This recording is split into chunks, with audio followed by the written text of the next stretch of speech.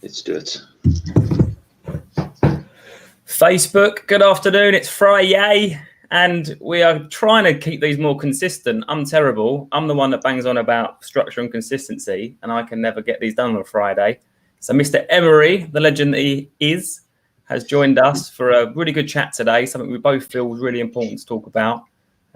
These Friday lives are all about giving great advice to anyone that wants to watch us waffle on. There's some great advice in there.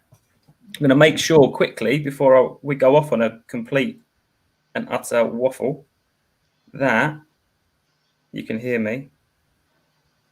Come on. I'm going to make sure quickly before we go off on a... You can definitely hear me. So let's jump in, Rob. This is something I've really wanted to chat about for a while. I worry that I'm going to annoy some people, and I don't mean to. I've just got my views, and the good thing with these conversations is everyone can be right. I think that's really important to understand before I go off on one. But we wanted to do this, and I'm going to let you take the floor. Can you really get the best outcome by choosing an agent who isn't local to the property? Hit me up, Emery. Yeah, good day, everyone. In short, yes. So just on a bit of track record, I've worked on a couple that have been quite far from where I'm based. We've had good results from them. As long as you stick to a good or your tried and tested marketing plan, which we have, you have access to viewing professionals like Uber, who can carry out the remote viewings for you from where you are. They'll be local to the area. And you just do what you do and be a remarkable agent. You can definitely get the results as they come. So you're being a bit modest, I reckon, because I had a quick look, and you're in the lovely Poole area, right? In the southwest. Yeah. And you've just agreed to sale on a property on your doorstep, which is great. But what's remarkable, and I love that word, is in addition to that, you've moved people. That's the important thing. In Northumberland, which is like when we got the call to help someone move in Northumberland, I had to Google actually where it was in the country. New Malden, Kent, Salisbury. Is that how I pronounce it? Salisbury and Stonehenge. That's just a couple that you personally have moved clients. Yeah. And what I find really remarkable is all of those, I think, were on the market previously with local agents. Yes. So if we look at the one in Stonehenge, we got them on. It turned out extremely well. We marketed it at 325. I think we ended up selling it at about 359. Salisbury had been on the market with an agent for almost a year when I took it over. And we got full asking price on that one too, and it was also reasonably quick. It was within I think it was 8 days of launching. We had an offer in, the first offer. New Malden was on the market with 2 online estate agents, and I was helping them with their onward purchase down in Cornwall, and that had an offer in. And when I was doing my due diligence, we couldn't find this buyer or these solicitors or anyone. And I basically said, well, let's get it on the market and I'll help you get it sold. And we had our first offer in 4 days. Northumberland, also had to Google where it was. That one was fantastic. It was good conversations, got the photos up. We stuck to our plan. I think that had been on for a good couple of months with another agent. We went live, and 15 days later, we had a sale agreed. The Kent is another one that's just come onto my books. So we'll still have to see how that one pans out. But I don't see why, with a proper plan and the viewing agents, we can't get it done. So I think, and this is where I might start getting a bit controversial. I think it's really important that the fact that all of those are on the market of local agents doesn't necessarily mean that the local agents weren't good. They just weren't good enough in those situations. And what I find really interesting is what their priority order should be when choosing an agent. So my opinion is, and this is where I'm going to probably upset a few great estate agents out there, everyone can be right, but I believe that being local has become in 2021 the third most important priority. And what I mean by that is what trumps that is negotiation expertise and marketing ability. Yeah. Then it goes local knowledge. So if you've got an agent who has been there 35 years in the town, but they don't do pro photography, to me, that's completely nonsense. If you've got an agent who's been in there 35 years, but they don't embrace social media marketing, that also is total nonsense. So it's negotiation. First and foremost, negotiation trumps everything. That's why I'm really passionate about all agents in Power Bespoke being certified advanced negotiators. And that's the first thing, because even with terrible marketing, if you're a good negotiator, you can negotiate the client the best outcome. Yeah. Then marketing, because if no one knows the house is for sale, no one's going to want to buy it. If the world and every potential buyer using digital, using the portals, using your database, using your Rightmove premium options that we use for our clients, that kind of stuff, that's second. And then on top of that, if they're local and they know the area, great. Now, the interesting thing, and the reason I've come to that way of thinking, is because any piece of local information a buyer needs access to, they can get elsewhere. They can join the local Facebook group and ask mums, hey, you're looking to move to the area, what's it like? And probably trust it more than the estate agent telling them it's a great area. They can look at the crime rates in the area. They can look at everything. So local expertise has no longer become important. 25 years ago, totally get it. Agents held the property lists, but now it's really local knowledge, local expertise, local information, local data. Every property we get asked to sell, and bearing in mind these clients all in these areas have come to you and said, Rob, I've heard you're really good. I'm getting nowhere with these guys. Can you help me out and get me moved? Yeah. And so that is quite important. And then I bang on about this little puppy all the time. Ignore my face because we've got ones coming with Rob's face on it. It's prettier face. Now, the plan is the plan. All that changes in the plan is the property. So this plan, for the last 3, 4, 5 years, however long we've been sticking to it, and we'll change it if we need to at any point, it's 11 steps. And you can apply that, and we've done it in properties in Aberdeen, the furthest part, I think, of Scotland, maybe. This is where everyone thinks I ain't got a clue about geography. We've done it on a house in my road.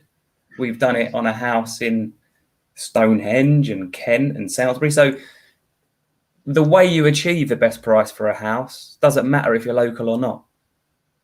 And I think that is really important. What would you say, like,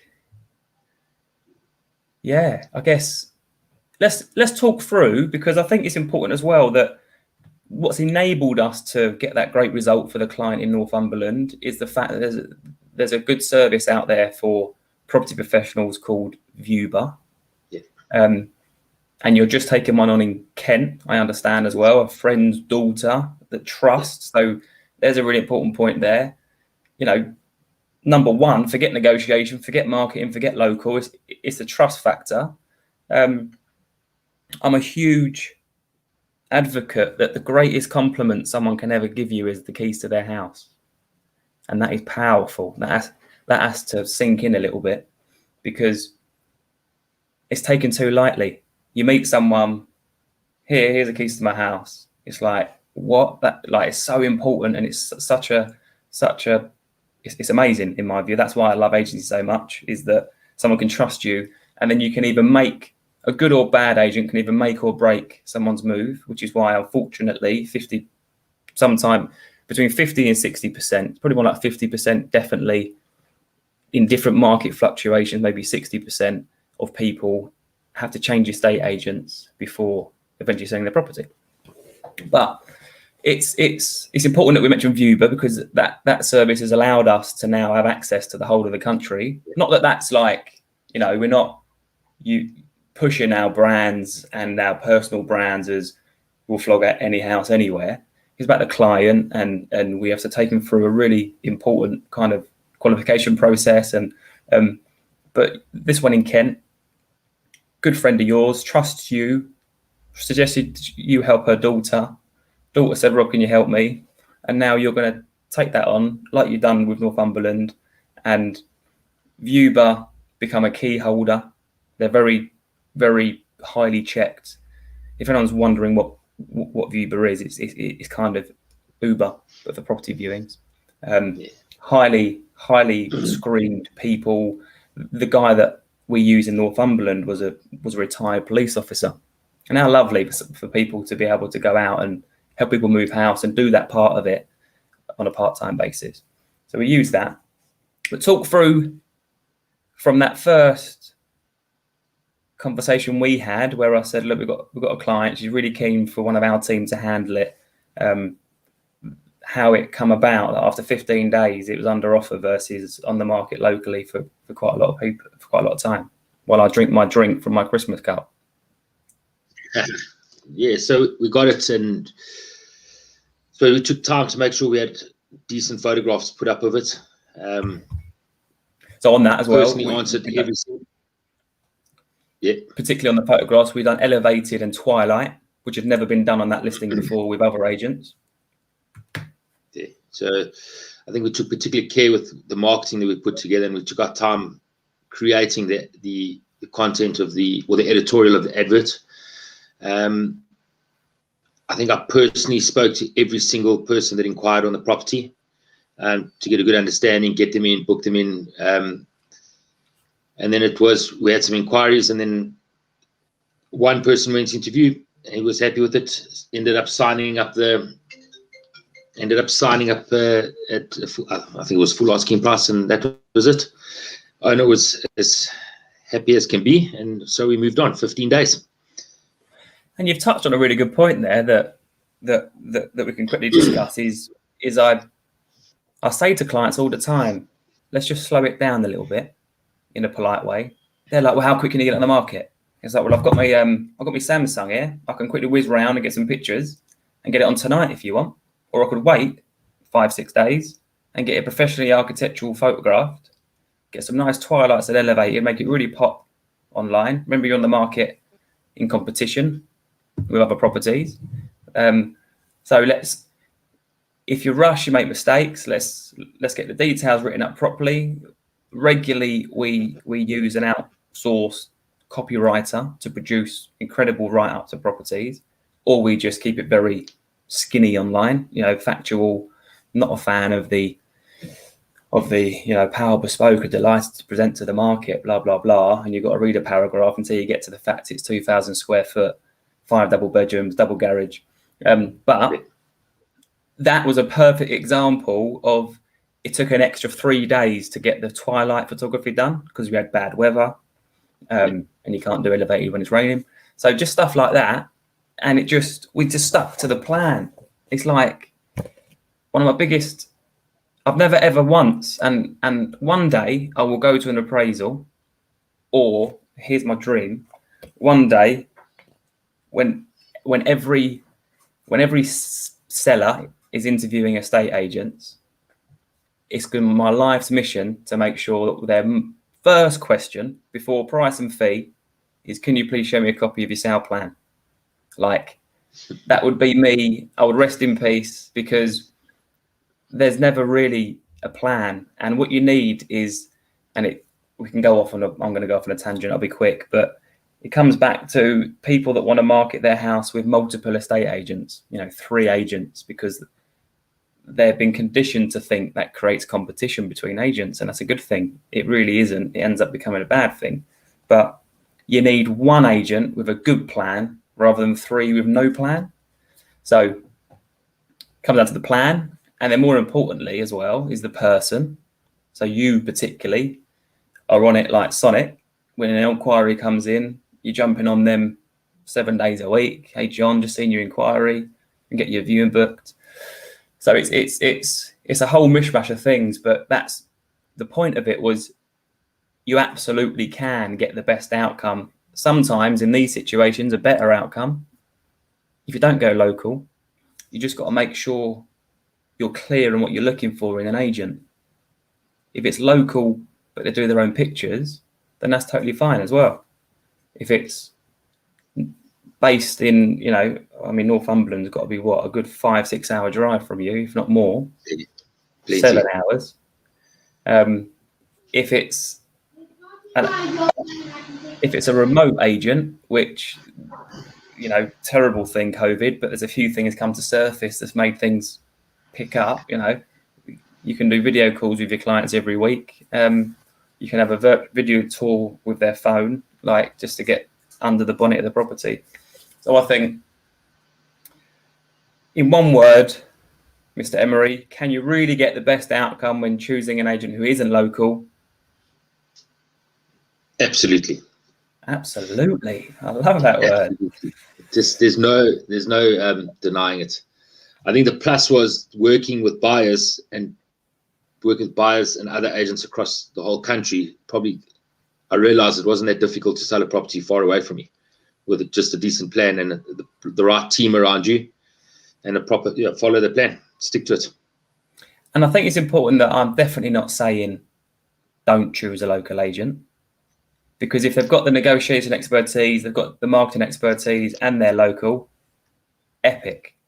But if they're local but they lack on a bit of marketing, or their presentation's poor, you inquire about a house with them and they take a couple of days to respond, which is an unknown, that's very poor. You're best off selling with someone in Timbuktu who's on the case, quick to respond, proactive, good negotiation, proof of negotiation experience and expertise. So there we go. Yes, that's a good little chat. Anything you think would be helpful to add, Rob? Yeah, just I suppose touching on that multi-agency thing, it's probably the worst thing you can do if you're selling a property is have a multi-agency. And I know when I definitely sit in a living room or on a video call chatting to potential sellers, I always say to him, whatever you do, whether it's me or another agent, just make sure you choose one agent and back them the whole way to do what it is you're asking them to do. Yeah, that's massive. And when I say to clients, I'm afraid we only work on a sole basis, but there's no contract, so you can employ us today and sack us tomorrow if we end up being no good. It can come across a little bit, well, why is that? Are you scared of competition? And it really isn't the case. One thing happened to a situation probably 4 years ago, which is when I vowed never to list a house multi ever again, which was, I showed a buyer around, he loved it. Husband and wife are talking, making all the right noise on the viewing. He said, Perry, lovely house, it's on 800. I'm going to offer 750 because I can see the owner's desperate to sell it because they're on the market with 3 estate agents. I said, no, they're not desperate. It was and then it's just completely weakened my position to negotiate for the client, as opposed to say, cheers, John. They're not desperate. They've got more viewings booked next week. Have a think about it. Go and view some more properties. And if it's not for you, I'll find you something more in your price bracket. So it's definitely that. We could list probably another 20 properties this month if we went multi. But when it comes to the crux of it, it's not best for the client, and I believe that deep down, and that's why we don't do it. That's really good advice. Yeah, I totally agree with that. Yeah, whatever you do, here's a few things. Don't 99p price it. Don't sign a long contract with an estate agent. Don't sign multi. Choose one agent. Working. People I think sometimes forget the word agent is actually acting on behalf of somebody else. So work with them closely, on the same page, clear expectations. Just like any employee, an agent, in essence, you're employing to move you to move your house. It made no sense, you know what I mean? So yeah, I think as in 20 minutes, which is a good amount of time for a live, because we'll start boring people soon. There's loads of golden in there, and I hope people get good value from it, because more and more people will start going on the market now. I think with COVID starting to come out the way a bit more, the rollout. So there we go. Hope that's helpful, everybody that has been on. Any final? No, not final words. That's the wrong thing. Anything else to say, Rob? No, I think we've hit the nail on the head for today. Some really good advice in there. So thanks very much for joining us for the Friday live at 2. Used to be Friday live at 5, but it's become a bit tricky with the kids. So have a great weekend. Hope everyone's well. We'll see you soon. Cheers. Take care.